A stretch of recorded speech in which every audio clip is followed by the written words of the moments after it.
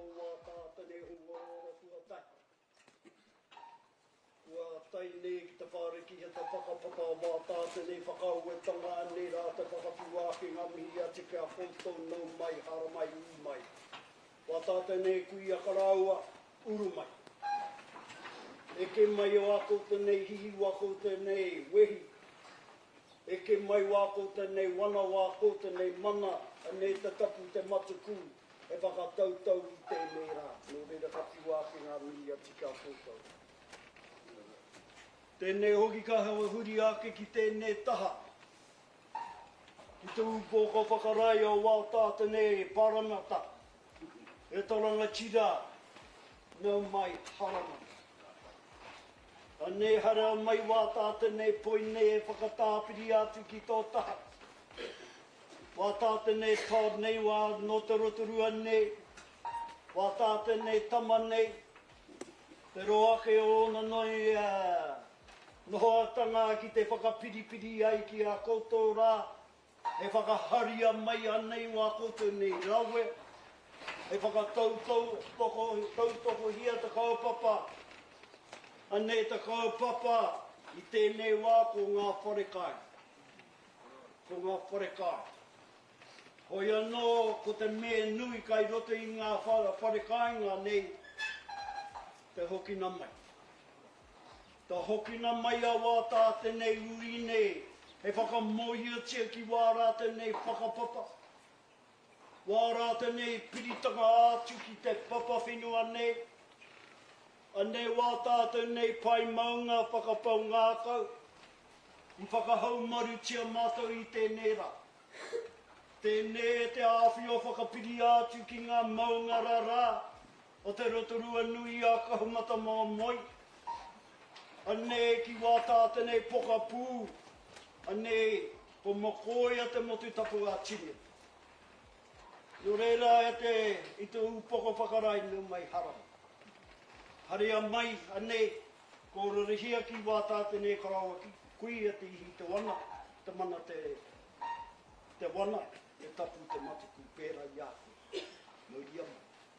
Mauria mai. Āta tirohia ki wā tātenei whare nei, ki te mahi o te whare nei, wā tātenei pigi chiefies nei tēnei taha. E whakaapi nei manaki hi wā tātenei whānau uruati i wā tātenei kāinga. I wā tātenei kāinga. Ko te me nui o te ko wā tātenei tamariki no hawhi. Ko wā tātenei tamariki no hawhi. Nō reire e te upoko whakarai, tēnā koe. Mauria mai. Mauria mai. Tēnā hoki kia koe tama, te nui ngāke o tō mahe e whakapiripiri ai ki wā tātenei taha mai pēwhea, wā tātenei awa nei, pēra ki wā tātenei tainui, ki wā tātenei whanganui, pēhea te rere o to wai ki wā tātenei Rotorua nui a kahumata mōmoi nei, a ki te motu nei. Nō reira nui kā tika he whakamihi ati kia koe. Hariama, harama. Hare mai tērā o wā tātenei kahumata mōmoi nei, a wā tātenei tād nei. A mihi ati kia koe e tād. Nui ngake wā tātenei wā i te whare o te ora. E whakakorihia wā tātenei tinana. Pehau tō tinana nāia nei. Pātai nui te rā e tāp, kei roti te whare pāramata. Hoi anō, te rā te mea nui. Ko orai, e pai ai wā tātenei whakaaro. Ta whakaaro i tēnei mai wā tātenei roro. Ki wā tātenei ngākau, ki wā tātenei tamariki no hawhi. Nō reira, kaimihi ati kia koutou. E taranga tira koutou ngā tāpiri haere o wā tātenei tari nei. E whakatāpiri atu ki wā tātenei Chris nei, anei rā te whiwa ki ngā muni atu kia koutou. Tēnā hoki ke te whiwa ke kia koutou katoa. Wā tātenei ngā. Te hira tanga o te eke mai o wā tātenei ranga tira nei. Kia whakaputa mai he rawe. He rawe. E whakanoho kāinga mō wā tātenei whakapapa mō wā tātenei whakapanauatanga. E haumarutia, ane wā tātane tamariki moa. Tērā ta mai o ngā Koinei, ngā chippy boys nei. Nō reira kai ni ia sika koutou rā, mai. Koutou rā, wā tātane whōri nei, wā koutou nei mahi. Nā reo no te hipi naia nei, hunga ora naia nei, wā tātane tamariki mai ka moko pana tēnei. Nō reire I rungi I tēnā koutou rā, tēnā koutou, tēnā hoki ki wā tātanei, kai au wā tātanei Tānia, anei rāta mihi ati kia koe, good luck to you Tānia. You'll see how that goes Tānia. Nō reira kai mihi ati kia koutou wā tātanei kaunihera no tēnei wāhi hoki. Tātou katoa, anei rāta mihi, tēnā koutou, anei te pai nei, mihi ati kia koutou, e te rangatira, e ariki o wā tātenei upokohia, te rai o wā tātenei kāramita. Tēnā koutou, Ia ora tātou katoa. Kāre te aroha, te kraria tapu, e wā.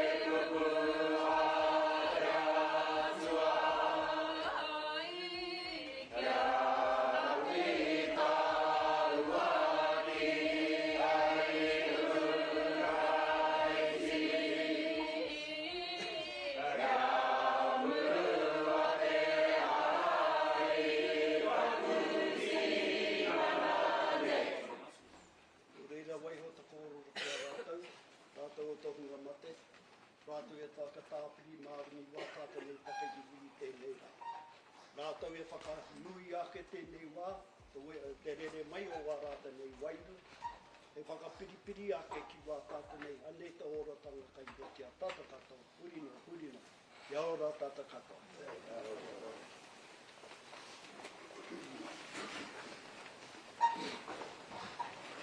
Ka tū whakahirehira te rāta kāhinga katoa te kākamo ka tupu anō. Rere kau ana ngā mihi, kau anu o te wā ki tō tātou ariki, tumu te hiuhiu tūking o te tua waru. E takoto atu rā, ki te waihi rere o ona mātua tūpuna, ngā uri whakaeke a herea me rangi aho, mai make tū ki Tongariro. Ka mate atu tēte, ka aramai tēte, ko te rangi māhiu tūtonu te whare o te hiuhiu. Ka toa rātou, ko nunumi atu ki taua o Paima Mahara, ka piti rātou, ka piti tātou e huitai nei. He tau nui, he tau ora, he tau whakaue, te tau nei. Kōrero. Era nā mā, ki rungi I te ata amira, te kāhui maunga, toro atu ki a te Pirimia, te upoko whakarai ki haina ki inia ki rā wāhi, kare te paku mohi o kei hea kere ama right, engari ki tau I a I rungi a pukamata kei rārana. Whakatairange I a makare te papakura. Tēnā koutou, ka uri whakaeke au inoku kōpako, a rangitihi, a haumai tāpiti. Tēnā koutou, e whakamākona nei, a te nāku a tēnei taku tauira o te poro hewa, tēnei taku tauira mo te whare oranga. E hoa, ke te are, reme mai au ki rotu a koutou.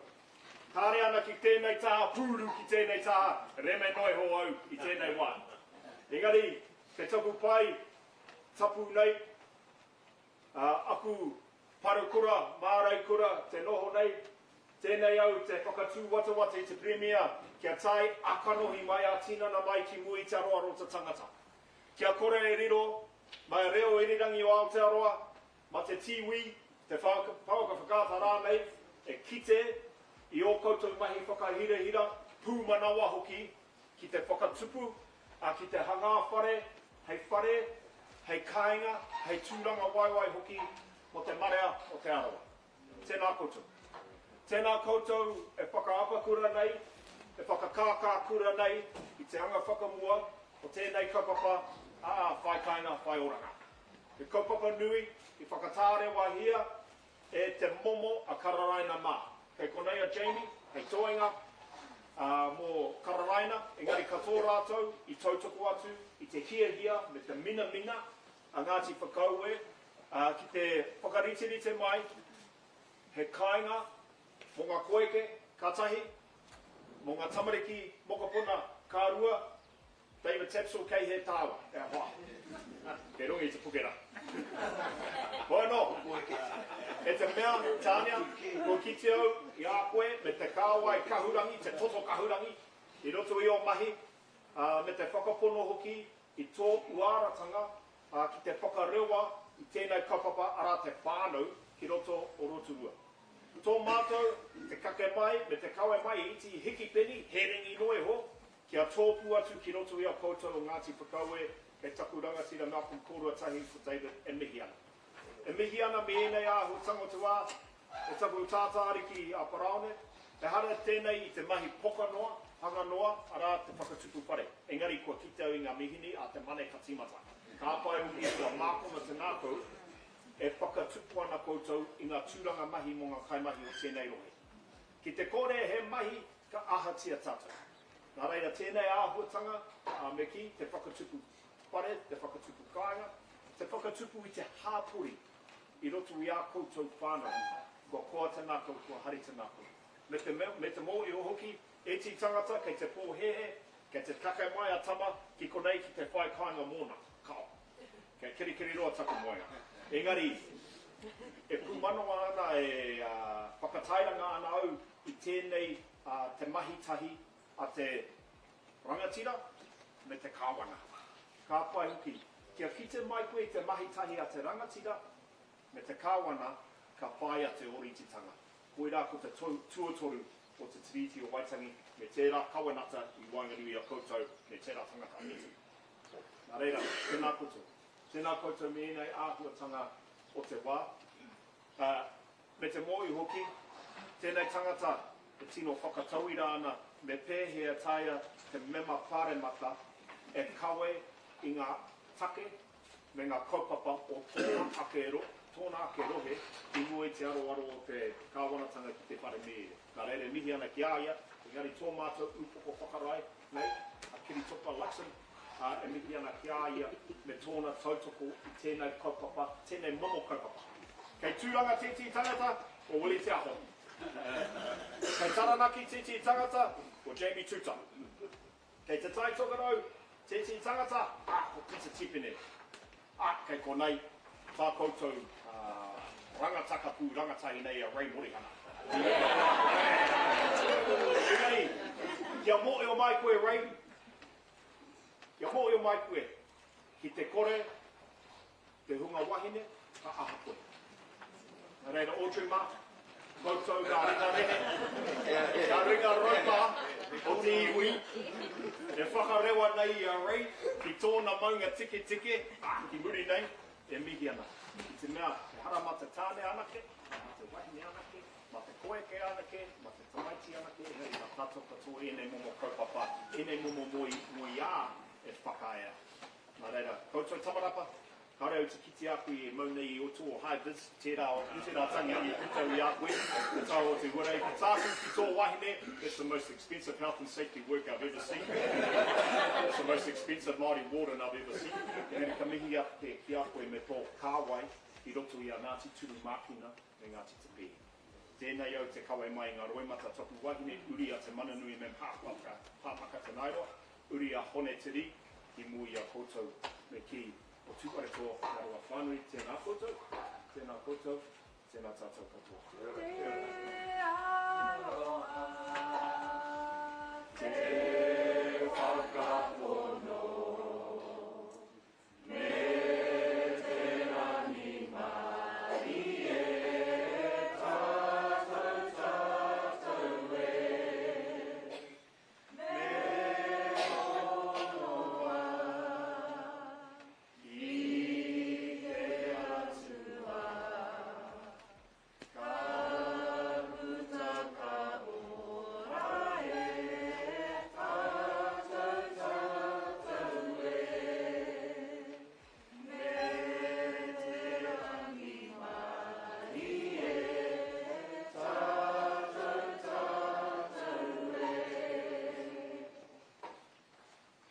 ngā koaro me ngā inanga. However, as you guys get me whai au I te tiaki nui, nei ngā koaro me ngā inanga, kawe mai I tūpoko tika, kia tōku kotahi atu me ngā kākahi whakaidoi. Rotorua.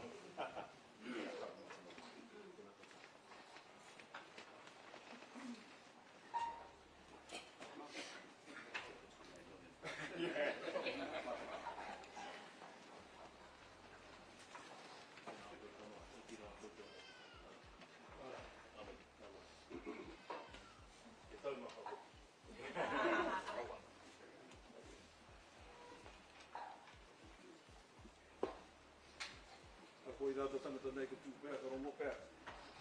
Ku matāra tai te ki tai ta wānanga. Te aro māwhiti, ka māwhiti kura, ka māwhiti awa ka wahi te whare mātai. Te hui tarangi ore atua ke nei ki runga te he uri, te he napo. Te nā kūtau. Nā Minita, te Pirimia. Te whakatau mai nei I runga I te kaupapa I whānau nei kei mua ki au kutau. Arā, o tēnei rā he rā whakahirehira. He rā whakahirehira. Tēnei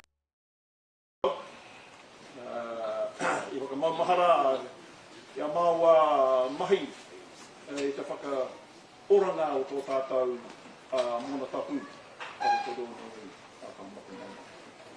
Tēnei ka mihi ake rea ki a koe Tama. Ka waia mai tō tipuna e arahina mai mātau I tēnei rā. Ara, ko mōkai whātere. Ko te ati hau whakanui.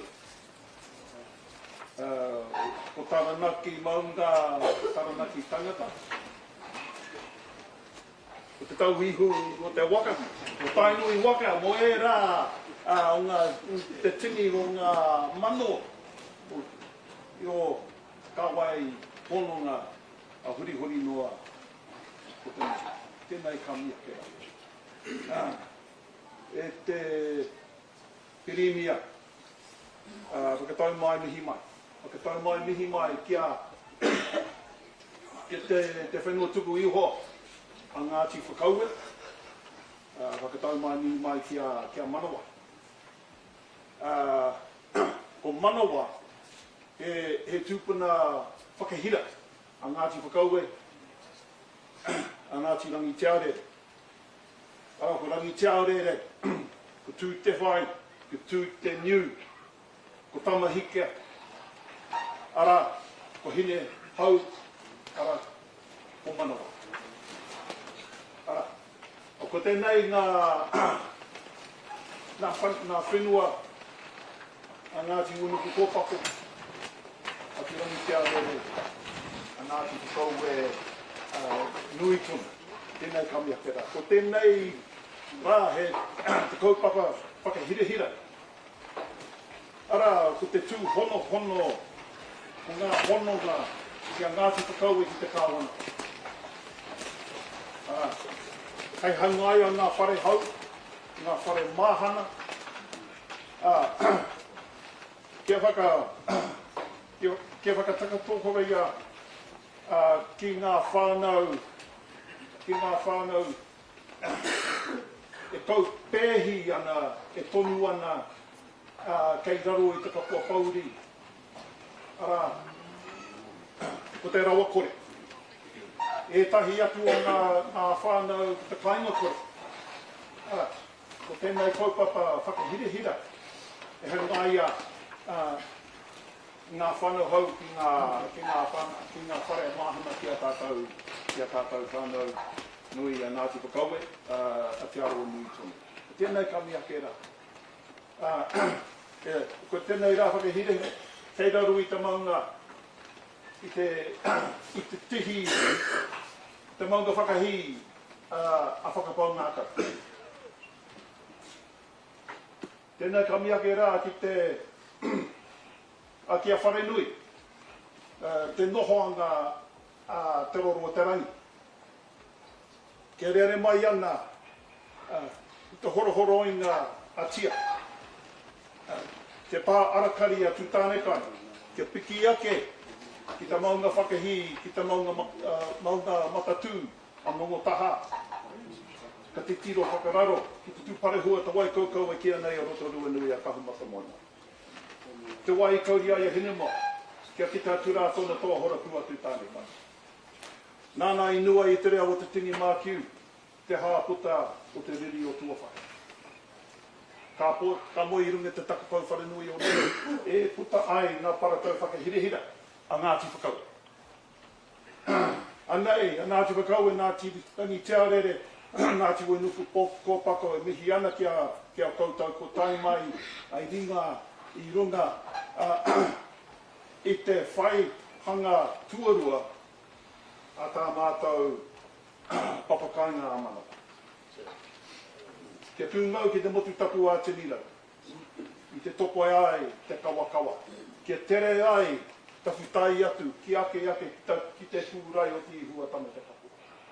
A mai make tū ki tō miriro, mai ngā kuri āwharai ki tihirau. Nau piki, nau kake, a hoa mai ta wai ora kia hau tū tāki wai tāki wai. Ke whakawhiti tia te au e piko o i whiti. Ke whakakoi e ta mahi a mararo e tera. I te kiti ngātu me ngā koutou e tēnei to tū, kā ora au e tū a tāki wai. Reira tēnā koutou, tēnā rā tātou kapo. Tēnā hoana rau, i runga i tō, ki taumata i ngongo taha.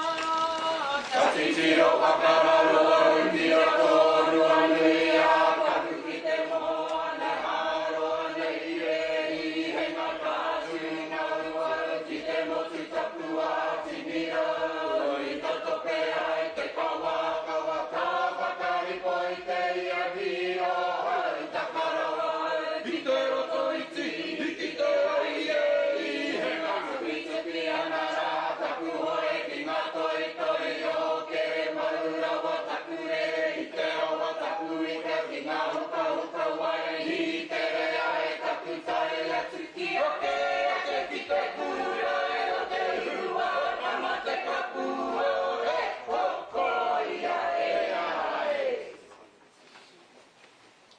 A ko tae te wā whakamutuka o te whakatau. O tarea o kawa o te whakatau. A māku e tuku nuatu e kariki e he whakakōpani, e whakakapi, kia nei wāhanga. Whai muri ake mo tērā, ko tuku nuatu te rākau ki te tiamana. Ka rigi po whai tēra koe e te pū, wai hoki ana. Kōti e te kauru, wai hoi kona. E wai hoki au e tūnu a te tui, ki hai tai ki ngā pū, ki ngā take, ki ngā wanga. Patua kuru, patua whao, patua te toki a tai haruru. Piki aka au nei ki runga te whare hoka nui a tangaroa. I whati ai nuku tai maroro, pērā hoki rā, ko hau ko hene tūahuanga. E ki nui ana e hau ana i te whanawara. Ko rata i mate mai i te awa piko i whiti. E ti maranga mai ka whiti. Nuku e tō tau arangi. Anno, hara mai te toki, haungi e hui e. Tūrake. Tūrake.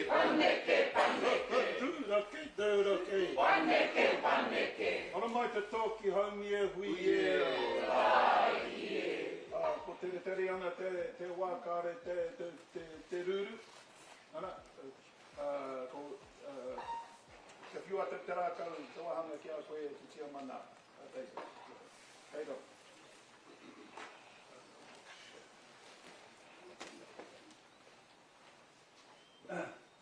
Kia mai tātou.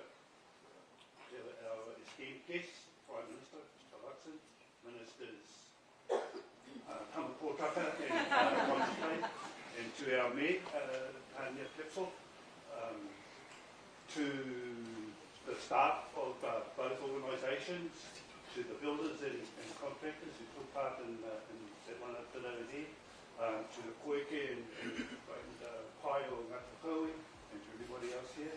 Let me, on behalf of the Ngāti Whakaue tribal lands, give you a very, very warm welcome here for this, and we're delighted to have you here where we're going to celebrate the commencement of stage 2 of a very broad project for establishing a Manawa Garden precinct of some 240 houses by the year 2030.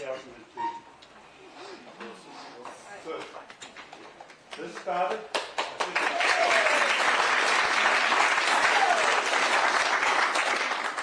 The origins of this project started when the very clever man, Mr. Morrison, helped here by Tamarapa, and started to engage with the government and with MHUD to determine what was there we could do to address the housing needs here in Rotorua.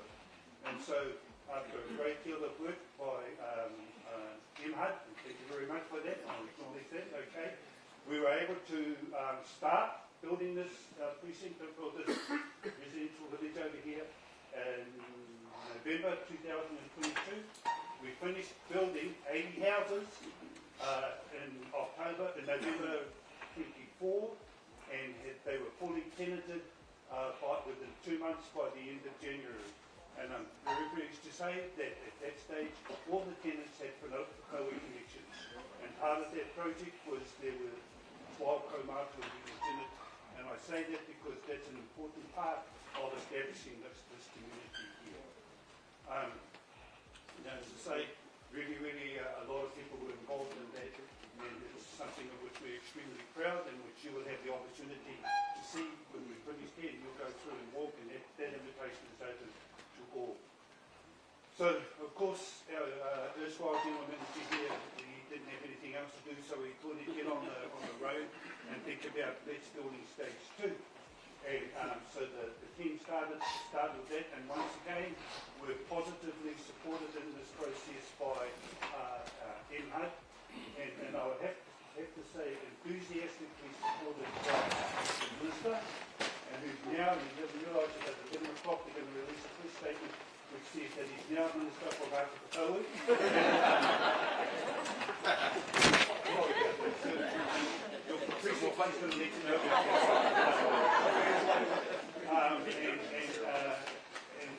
We're about to kick off in stage 2, which will end up with another 80 houses ready for occupation by June 27. So, there's no doubt that the challenge of providing houses and accommodation for New Zealanders is a huge issue throughout the country, and Rotorua is no exception to it. What I'd like to say to the Minister, to the Head, is that Ngāti Whakaue tribal lands is both the capacity and the strong desire to be a part of the solution that addresses that problem in association with the government and with council. A strong desire to do that. And Tamarapa suggested that in that envelope might be a cheque for $50 million.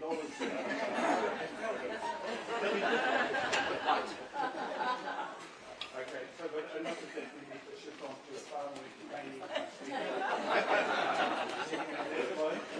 I would like to ask you, Prime Minister Chris Luxon, we're delighted to have you here, and in fact honoured that you would come and appreciate this procedure and acknowledge the work that both has been done and we're looking to do, and in a couple of years into the future with your support we can carry on and do this project. So sir, thank you very much.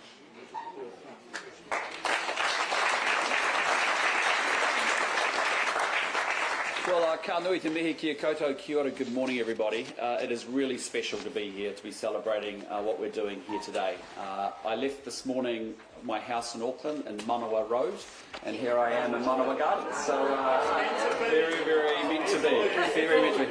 And I can just see another $28 million check there. So that's fantastic. So yeah.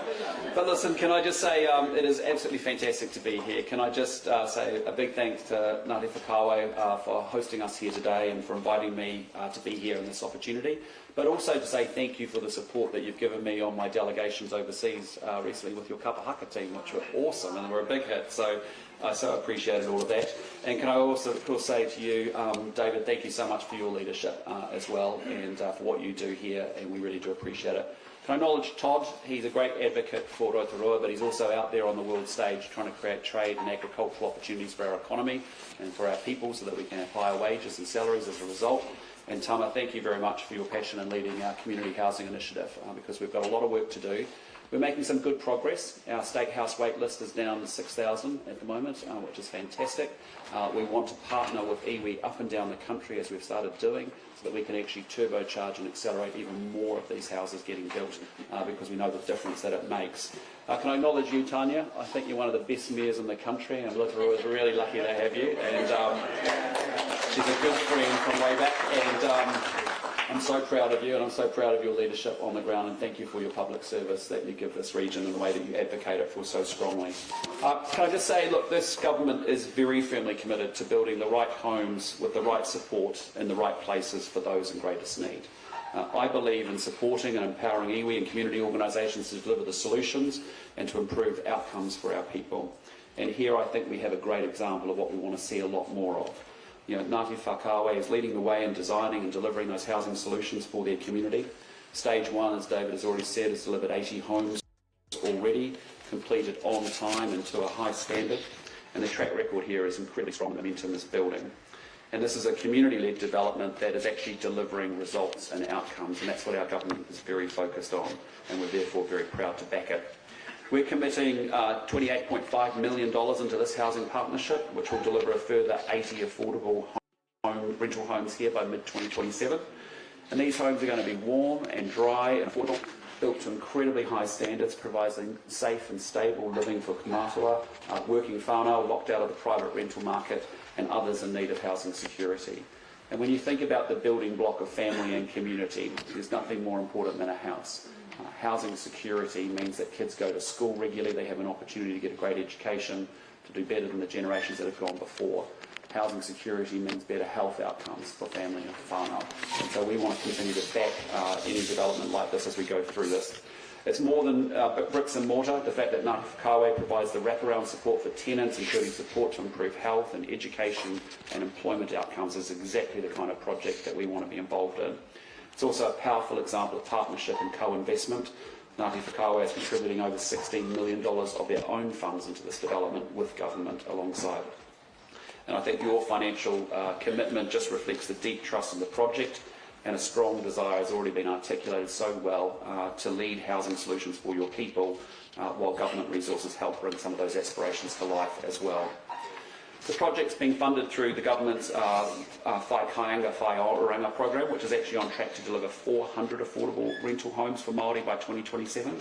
It's part of a broader strategy to improve this country's long-running housing crisis. Every home built under this program is a step forward to a much more resilient housing system as a result.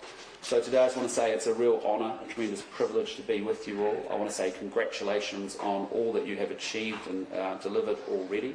I love the vision, the ambition, the aspiration that you have for your people and for our country, and we are very, very proud to be partners with you in this endeavour, and we think about the difference it's going to make to those families and those young people that are going to now have a home and a stable base and a place that they can now push out and actually achieve their dreams, whatever they may be, in this great country of ours. So again, thank you so much for having us. We really appreciate it. Thank you.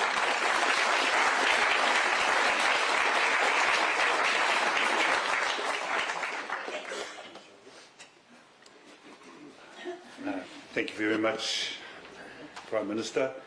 And while you were talking, it reminded me that tribal lands and indeed the rest of our whakaue organisations have a huge commitment to not only developing in the residential area but in other aspects of Rotorua as well, because we do believe that we have a great capacity and desire to work with council and the government, as I say, to make the city a better place to live.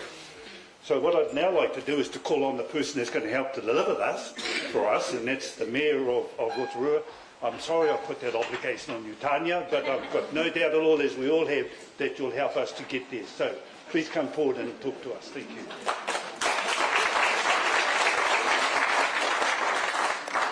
Tēnā koutou katoa taku whānau o Ngāti Whakaue, tēnā koe te Pirimia. It is such a pleasure to be here as the Mayor of Rotorua to celebrate this significant milestone.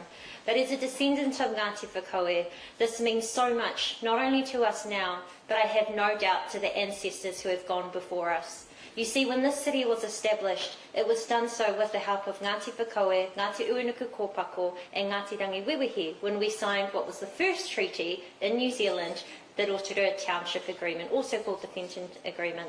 So how wonderful is it that many years on, we can now be here together with the Crown, with the Council, and with our iwi and hapori of Ngāti Whakaue to celebrate not only our iwi aspirations, but our whānau aspirations.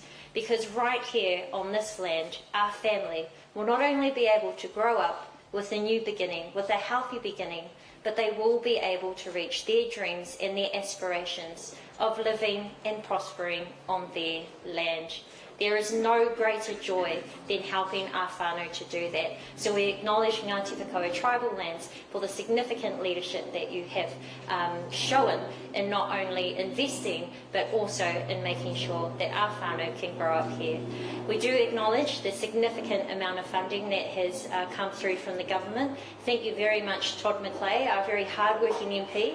Only 2 years ago, he came in and he said, we need to end emergency housing motels. We not only did that, we identified the problem, we solved it, and now the government is back here delivering the solution of the funding that we need to build these homes. So thank you so much. Thank you, Tama Potaka. Minister, last time you came here, I think a few of us were going, just a little bit more, eh? A little bit more? And here we are with 18 more affordable homes. And I tell you what, when affordable means only 80% of the market rent, that's going to make a significant difference for those families, for those kaumatua that now get to live in affordable homes. So thank you very much for your work. It's been a pleasure to be here. I must acknowledge my council team who has worked very hard with the Future Development Strategy. We've delivered a record amount of homes, 616 in our community in the past financial year. But lastly, I do want to acknowledge the ones who are actually building this. Not only the roads, the footpaths, the pipes in the ground, but also for making sure that these homes are fit for purpose and they can become homesteads for multiple generations. Thank you very much to the contractors delivering that work. Nō reira, tēnā koutou, tēnā koutou, tēnā koutou katoa.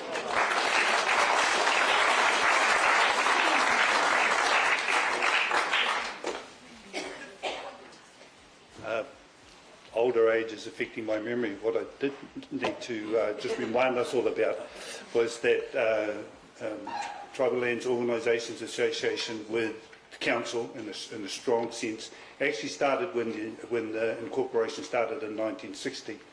And our first chair was the Mayor of Rotorua. And it's great to see that that relationship and collaboration has continued right through to now, and it's going to get stronger, right? Okay, so we've ended the speeches, for want of a better word, and I'm just going to talk to you a little bit about what's going to happen now, is that we're now going to allow the Prime Minister to have a press conference. That's right, Raymond?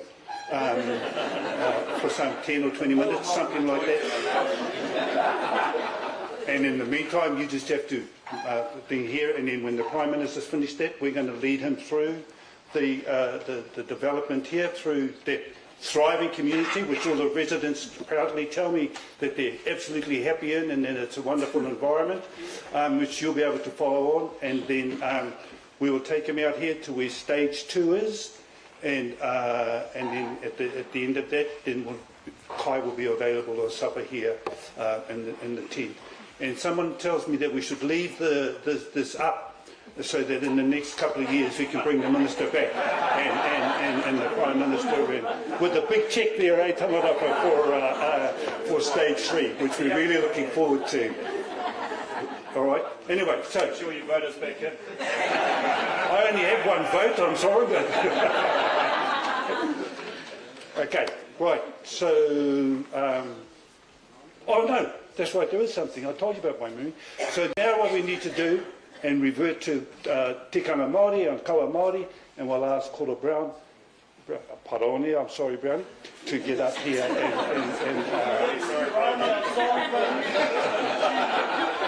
everyday language is far more important, but anyway, come on. No reira kaimi ki a koe David, ai hei whakatautau te whakarewa mai o wā tātene mātua tūpuna koroa kuia, anei te taku. Te taku o te rere o wā tātene karakia, hei whakatautau hia anei marumi au tātau i tēnei. Koe anō tuatahi mai, ka mihi atu kia koutou e kōrero i wā tātene kōrero. Chris, Tama Potaka, I didn't hear that while I was there, but we may hear him some other time. Tānia, mihi atu kia koutou, e whakawhāriki hia tēnei kaupapa te kōrero hia. O te kōrero, o te pēhea, o te āpoko, o te ātahinga. No reire I rungi te tika tapana o wā tātene atu a kahara wā ake. Anei te moi me te inoi a tiki aia. Ai e whakarere mai, he whakatautau mai, anei marui I wā tātene pakehiwi I tēnei wā. No reira tukana mai, hei whakarere ai, anei te wairio kōrero hia nei, I rungi I te taku, I rungi I te tika me te pono aia, a hei whakaapina, hei whakamanaki hia mātau I tēnei wā, hui e, kia ora tātou. You're going to go for a walk.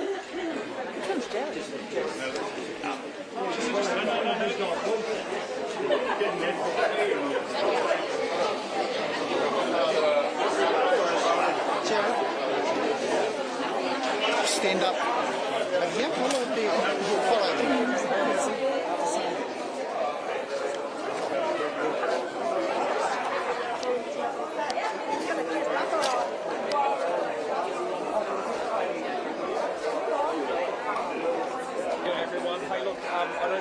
I think everyone's got the time on them.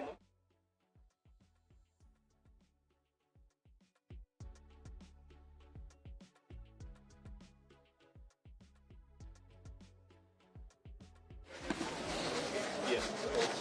Tell us when you set up, ready to go. Yeah. Just coming over here. Just put this one here. That's okay. Yeah.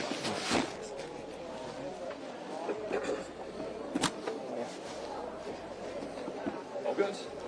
All set to go? Set to go. You good? Hey, well, kia ora, good afternoon, good morning everybody. It's great to be here at Manawa Gardens, continuing to expand out the community housing project, both government money and also Ngāti Whakaue money, and it's really good to continue a project that's been incredibly successful.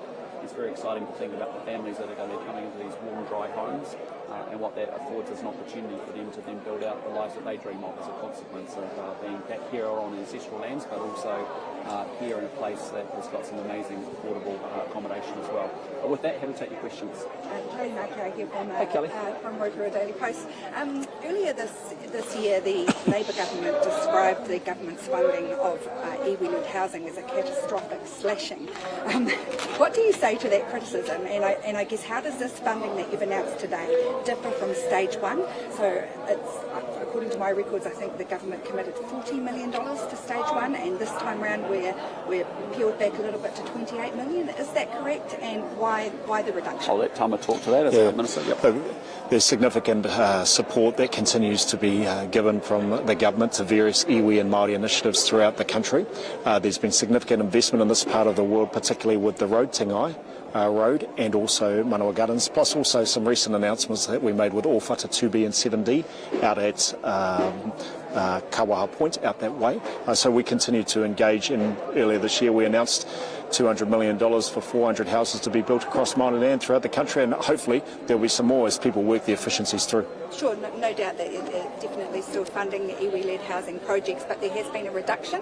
So what is the reason for that? Well, there's a certain allocation across a variety of build projects, and we've been able to work with a lot of iwi and Māori organisations who have said actually we can do these projects for 50% support rather than 75% support, and we're working together with iwi and council throughout the country to achieve that. We're actually getting more houses as a result of making those slight adjustments to the collaborations that we have with iwi, and actually we're very proud of that. And how do you think we're looking for stage three? Do you think the invitation that we had just before from David Thomas to welcome you back in a couple of years' time will come to fruition? Well, I think the first step is actually deliver stage two. Kia ora. And if I may, So do you want to keep going with any announcements around the project today, or and before we move to general items? The average income here in Rotorua is about $45,000. He māma te whai wahi a ngā whānau Ngāti Whakaue, kia autua tau... Oi, piki manuka takoto kei mui te aroaro ia te taone. Me te mea nei, mai enei momo mahi, e whaka ngāwari hoki i te noho a ngā uri a Ngāti Whakaue me ngā iwi o te rohe nei ki enei momo whare. Ka mihi hoki ki a Ngāti Whakaue, i tō rātou pūmanawa, pūkenga hoki, ki te whakatāmi i te utu.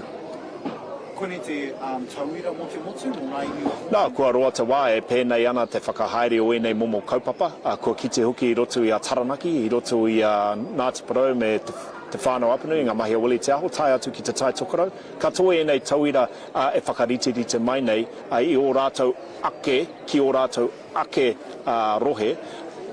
Tō mātou e ki ana, the right house with the right support in the right place for those in need. And there are many, many Māori and others in genuine need, and we just like to collaborate with community, iwi and other groups who are credible and can deliver these types of projects. Sorry, also interim, what impact will a development like this have on the local community? Well, huge, because he nui ngā hua o enei momo mahi, te whai tūranga mahi, a ngā tangata e whakahaere ana enei kaupapa, te whakatāmi i te utu o te noho whare, te whakakotai hoki i te iwi. So it creates jobs, it creates community, and it creates an absolute aspiration and delivers on the aspiration of people here in Rotorua to have a very strong set of whānau and communities. That's what we stand for. We have time for two more.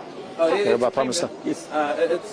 The welcome from Ngāti Whakaue was quite warm for you to come here today. Is there hope to carry on this hononga, this connection to further the relationship? Yeah, look, I mean, I meet with a number of iwi leaders outside and privately in the Prime Minister's office regularly, and Ngāti Whakaue have given us a very warm welcome, but we've had a very constructive relationship. I mean, essentially the aspirations of mana motuhake and what we believe in the National Party about localism and devolution and working together is exactly what we want to see a lot of, and we've got some great examples of that where we've partnered with Māori iwi health-led organisations to lift immunisation rates for under 2-year-olds for Māori and non-Māori kids across the country. So this is the model that we talk about a lot. That's why I had iwi at the Infrastructure Summit. That's why you're seeing whether it's Kainui partnering with Brookfield for $1 billion inland port at Rotorua. There's a whole bunch of activity going on where we have massive alignment on what we're trying to achieve. At the end of the day, iwi organisations want to expand their economic base so they can create better social outcomes for their people.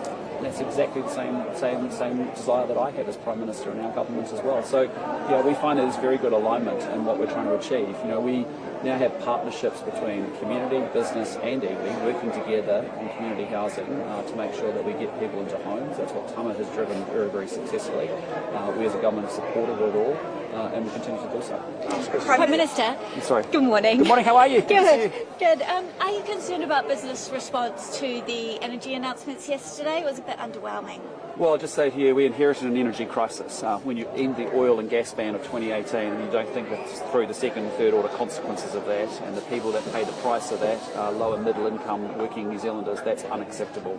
And so we're going to continue to work with energy we have. We're doing that through fast track, we're doing that through consenting, what's called permitted activities, all of those good things. We've got good levels of investment coming into renewables.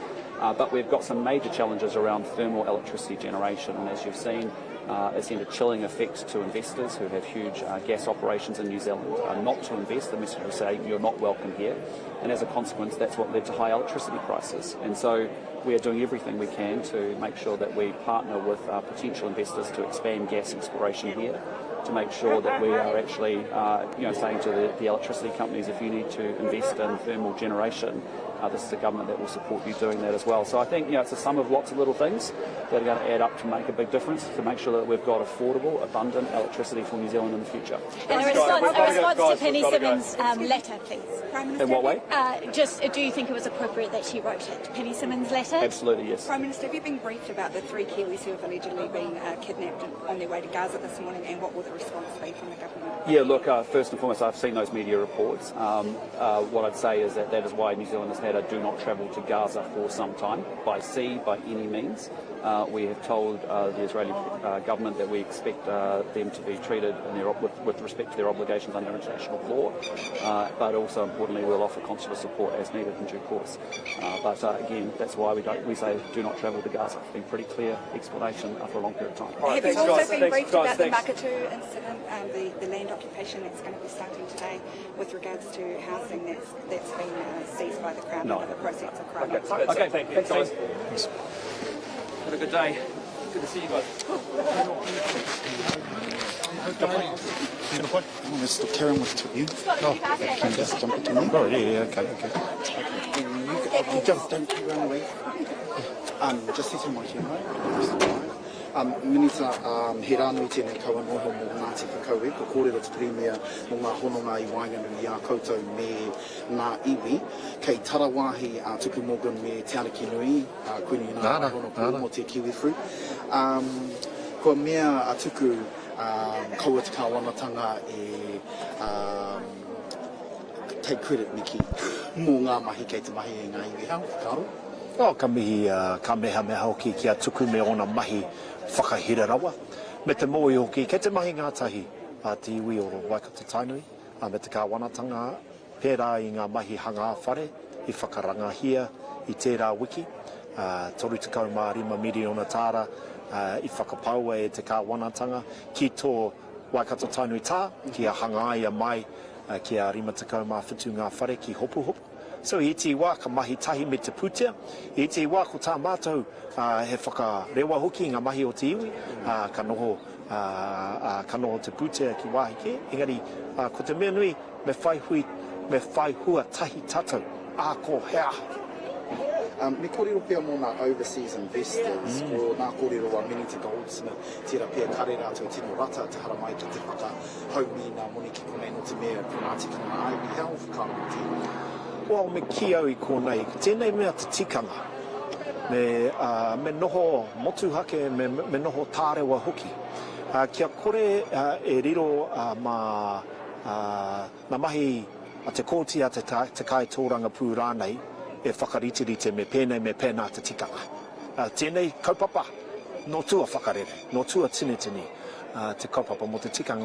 Engari ki tāku tauaki tuatai ki te whare pāramata, I whakahau hoki kia puawai mai te kōrero mo te tikanga I roto I ngā kōti, engari kaua e pōhehe na te kōti na te whare miere te tikanga. Kao! Nā o tātou mātou tupuna. Tita e te pātai, ko paua e koe I tētahi a Jeanette ki te Tribunal o Waitangi. Juliet. Ana. Tēnā kōrero mai mō tēnā wahine no Raitahu. Tērā tangata I ho pumanoa, he tangata kai hoaka, kai paunamu, no roto ana mai o Raitahu me te whakatohia. Me te mea nei ka roa hoki ia ki rā wāhi e roi ana, whai tūranga tike ki reira, ako hoki mai ki uta ki te tautau I tana ahika, I tēnei wai, puta atu tēti kai ako roia, kai ako ture a Susie Frankel, ka riro mā Juliet, ana hu e whakaki. Me e te hea te o ko pānga ki te taurewhiri me... Ana, ko tai ki te wā me tāhuri hoki ngā tangata I roto I ngā tūru o era momo ohu, ka riro a reikura mā, ia tātere, a kingi, a me te atu te rina, tai atu ki Potama Trust ki a Mark Gray he uri nā konei a ki te kōrero. Me rongo mai me piki au. Tētahi atu pātai whakamutunga kāre, tērā pia kāre koe ki te wāhua raru te Pāti Māori. He hau whakaro ka tēnā ko puta I tahi kōrero kei te māwehe mai e rukapa king kei te hiahia kia kai arahi takirua anō. Karau te hata mōhio, he aha e pioi ana ki ngā hinengaro anga memo te Pāti Māori. Ko tāku, te tautoko I te anga whakamu o te Pāti Kaurangi, engari, kei a rātou, tō rātou ake, kei au, tōku ake. Tēnā koe te